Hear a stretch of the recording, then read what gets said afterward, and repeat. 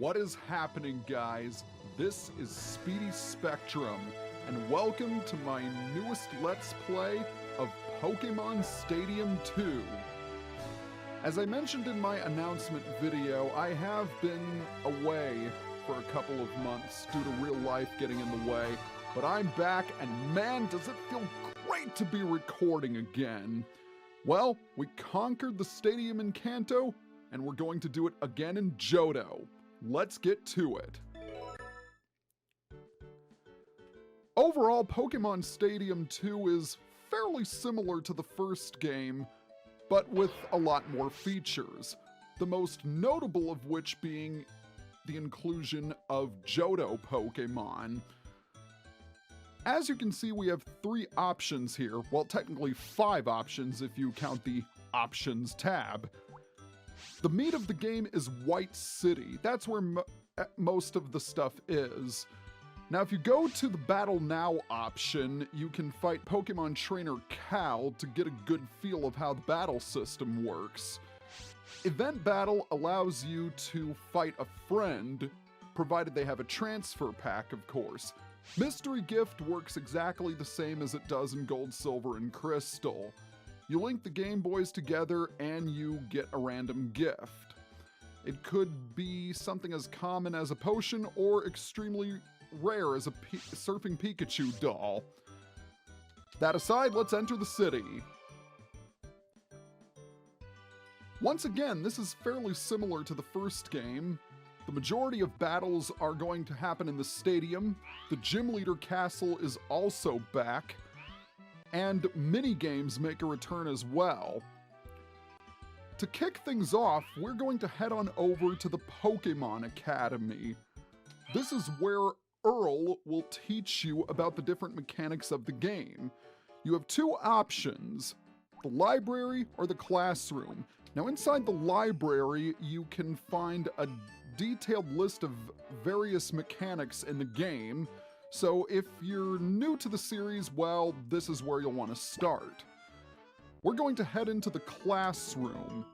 Now, Earl's lectures are divided into 3 classes: Trainer, Gym Leader, and Elite 4 class. Each class is split up into 3 sections: the lecture, the quiz, and the test. We're going to get started off with the quiz here. I went and did the lectures ahead of time because, well, that's just running through information and answering questions. Pretty boring overall. Here's how the quiz works. You will be asked 10 questions and you have to answer at least 8 of them correctly. In the stadium, how many Pokemon do you register for entry? That would be 6. Be careful because you do have a time limit.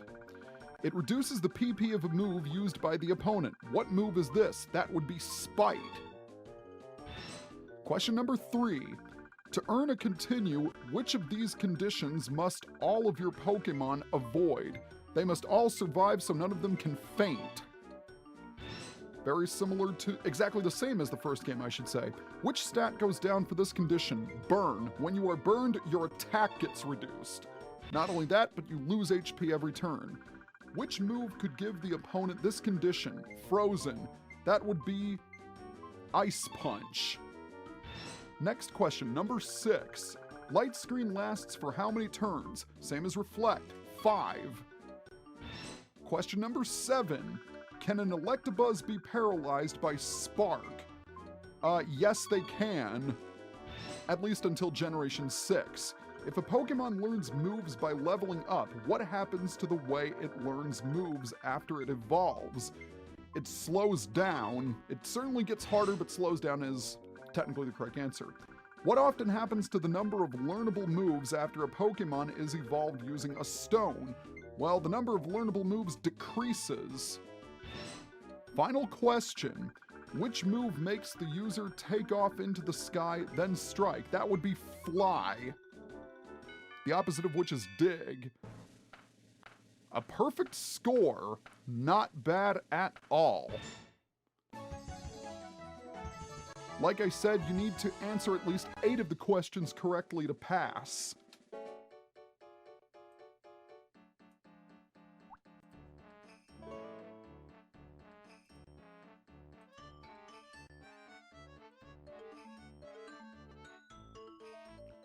Okay, with the quiz out of the way, now is the time for our field test.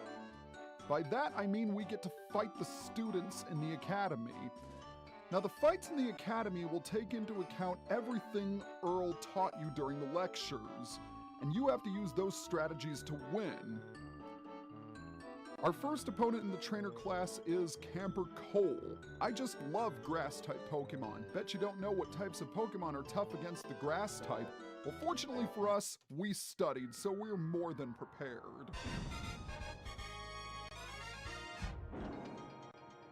Do you know the weaknesses of grass-type Pokémon? Of course I do.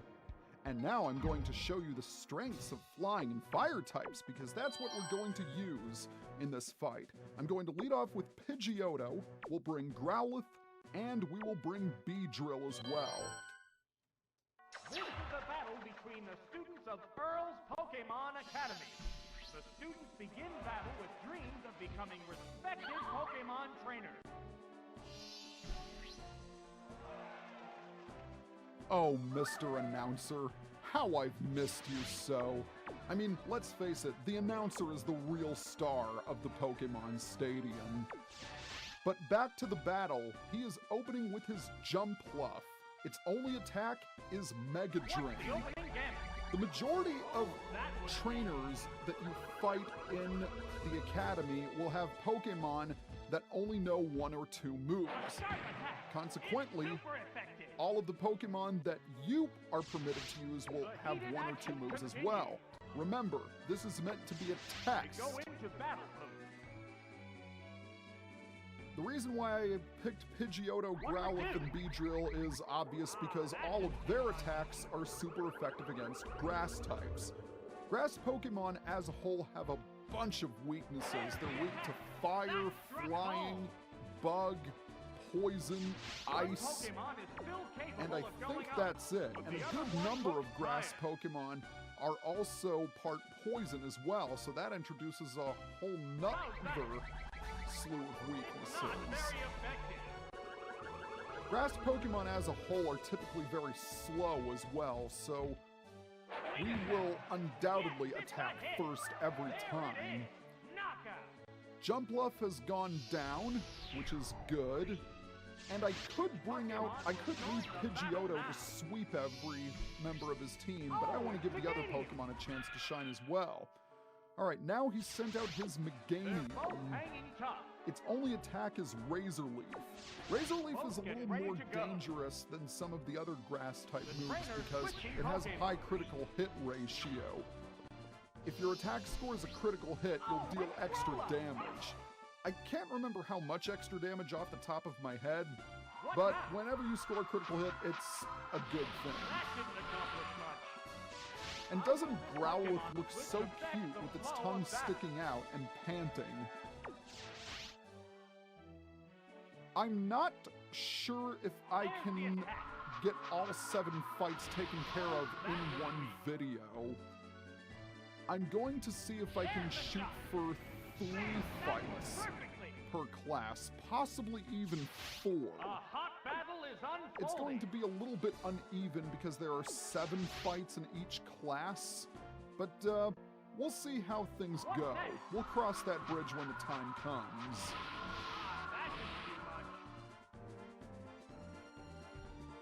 I hope this isn't an awkward time to mention, but recently I came back with a negative COVID test, and I'm super happy about that because, well, I hate being sick. For some reason, I have this amazing immune system, and I almost never get sick, but when I do get sick, I'm out for like a week or 2, and it's not fun, because when you are sick, you can't do anything. It really sucks. Okay, for his last Pokemon, he is going to send out Parasect. Well, that's going to make my job all the more easier because not only is Parasect a grass type, it's also a bug type as well, so it's going to take quad damage from Growlithe's Flame Wheel. Well, to correct myself, it's going to be times 6 damage because stab attacks do 1.5 times extra amount of damage. The acronym STAB meaning same type attack bonus. Growlithe's Flame Wheel gets a boost because it's a fire-type attack and Growlithe is a fire Pokemon. Just a little Pokemon jargon for those of you who are watching this that aren't familiar with the series. And if you haven't even heard of the series in the first place, what rock have you been living under? This franchise has been around for well over 20 years, I think 22 to be exact, because Red and Blue were released in 98 if memory serves. Wow, you're better than me! That's the first accurate thing you've said all day. Wow, you really know how to exploit the weaknesses of Grass-type Pokémon. Now, whenever you defeat a trainer, you will get a symbol next to them. We have KO'd all of his Pokemon without ours fainting. Now, there are two different types of symbols that you can obtain. If you pick the correct Pokemon, you get a star, but if you don't pick the right Pokemon and still win, you will get that fire symbol right there. Let's move on to battle number 2 against Super Nerd Melvin. I'm studying the weaknesses of Fire-type Pokemon. Would you help me, please? Glad to help out a fellow student.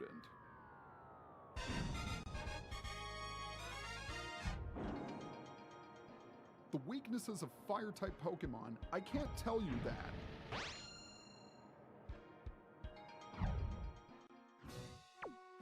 So right off the bat, we can see there's a bit of an awkward dilemma. All of his Pokemon are fire types, but all of ours are normal types. In that case, we're going to have to rely on attacks.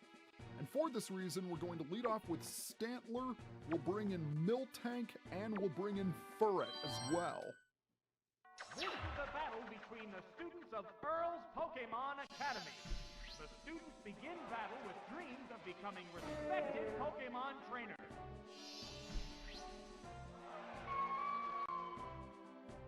So he's going to be leading off with his Ninetales. And that really doesn't make a spot of difference because all 6 of his Pokemon have Flamethrower as their only move.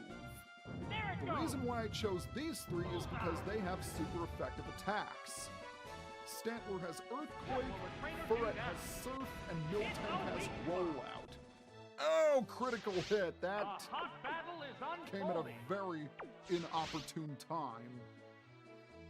No matter, one Earthquake will take out that Ninetales. Oh, Stantler, for the longest time you were the only deer Pokemon. And then Sawsbuck got introduced in Gen 5, and ultimately Xerneas outclassed you. Stantler, you have faded into the pits of Pokemon obscurity. But your interesting move pool will never be forgotten. Now we gotta deal with this Arcanine. This is gonna be a little bit tricky here because Arcanine is pretty bulky, surprisingly so for a fire type.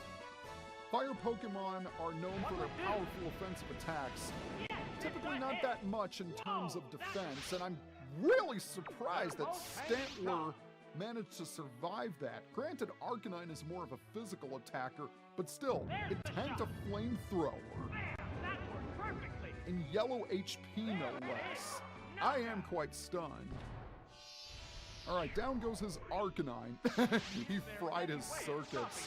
With dialogue like that, you'd think he'd be an electric Pokemon specialist.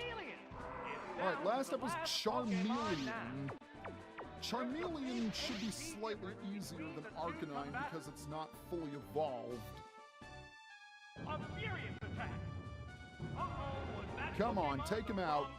Particularly because he's a critical hit. Yes! Excellent, excellent work. A complete sweep by Stantler. Very nice.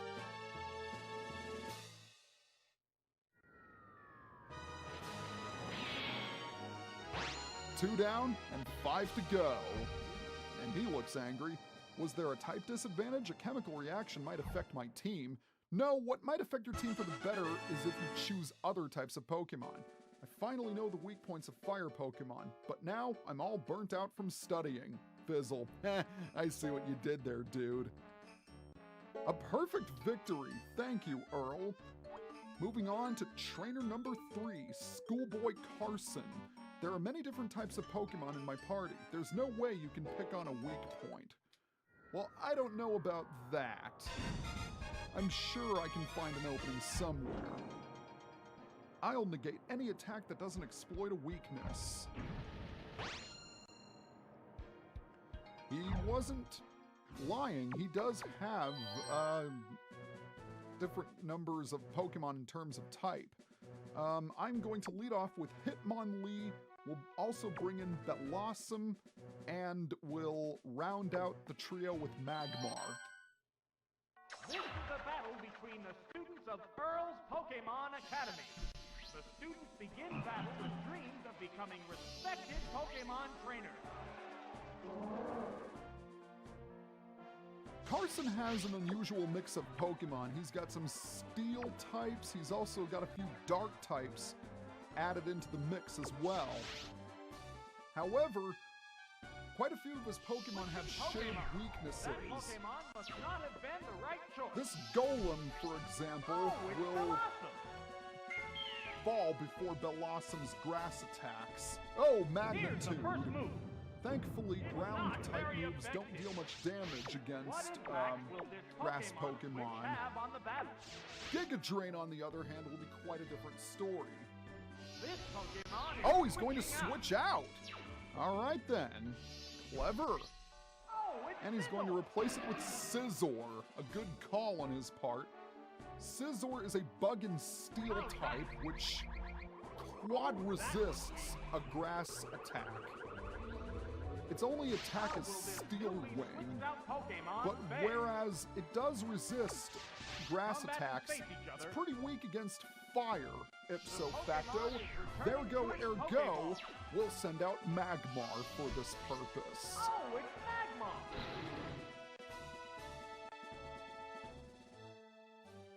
There's the attack. Haha, your Steel Wing means nothing against me, especially since it missed.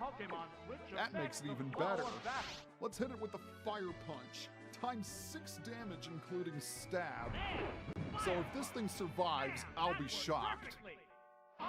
And it did not survive. Very nice. So Scizor has been struck down.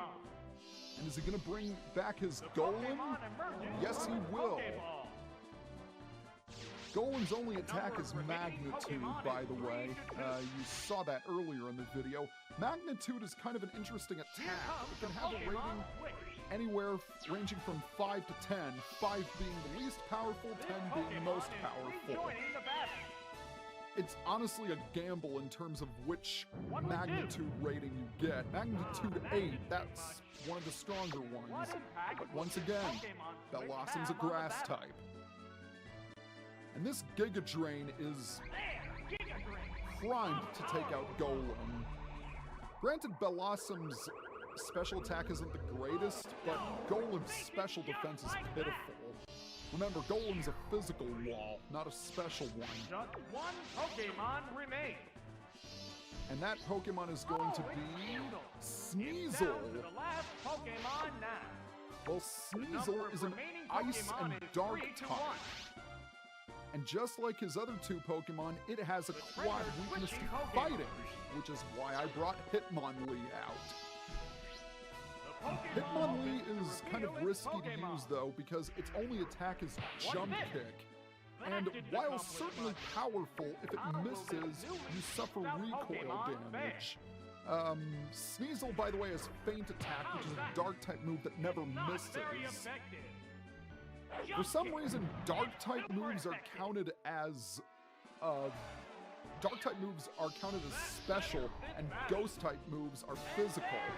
In my opinion, it should be the other way around. All I can say is thank goodness for the physical-special split.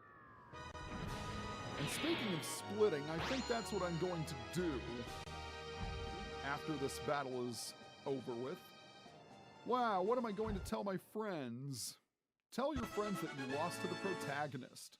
This isn't good. I never imagined there could be someone who would know so much about type matchups. Well, believe it, buddy. And that's another star on our list. Well, I changed my mind. I think I'm gonna go ahead and do the fourth battle against Swimmer Clayton. Listen here, acid armor and barrier add up to the perfect defense. Let's see you try to break through it. I'm just gonna check my clock here and yeah, I've got enough time. So let's commence with battle number 4.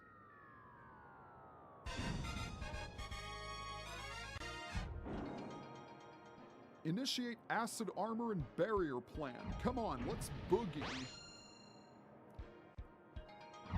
This battle is going to be one of the more interesting ones. I'm going to select Pinsir, Dragonair, and Murkrow for this fight. This is a battle between the students of Earl's Pokémon Academy. The students begin battle with dreams of becoming respected Pokémon trainers.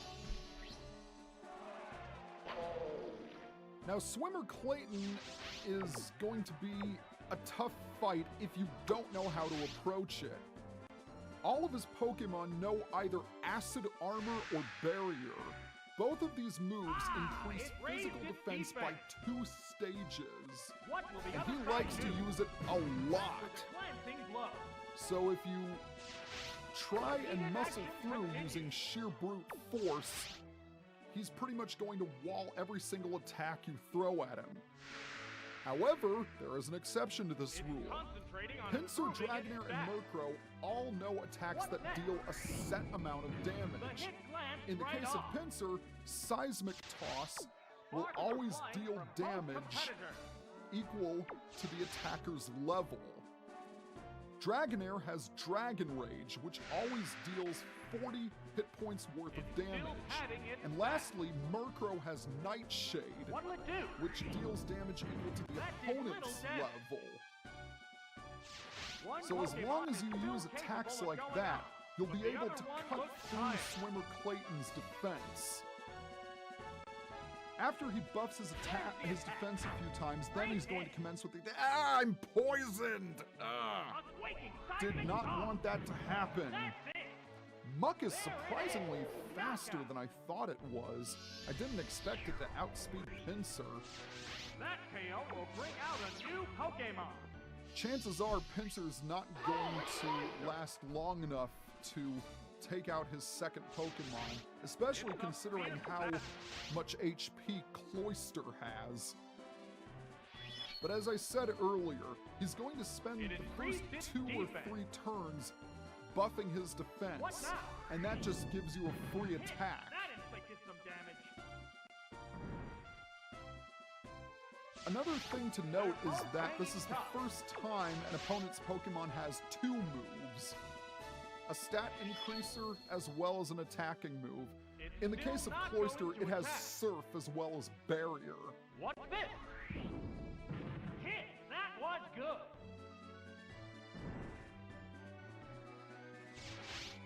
I think I am... No, I think I should be able to survive a Surf, because chances are he's going to use it.